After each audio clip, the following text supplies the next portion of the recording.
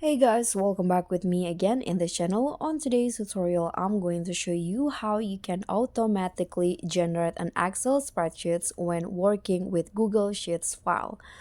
So if you want to create a Google Sheets file, but you want to create the an Excel file alongside a Google Sheets file, this is what you're going to do. First, you can just open the Google Sheets apps on your phone. So here I'm using the Google Sheets mobile, and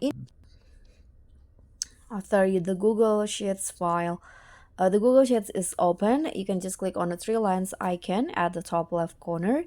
Go to the settings of the Google Sheets, and there will be this document creations option, and under it there will be this create Excel files option. So if you want to automatically create Excel also with the Google Sheets file, you need to enable this. So it will show options to create Excel.xlsx files alongside Google Sheets file like this, and that's it. So that's pretty much all. Thank you so much for watching. Don't forget to like, comment, and subscribe. Also click on the thanks. Bye.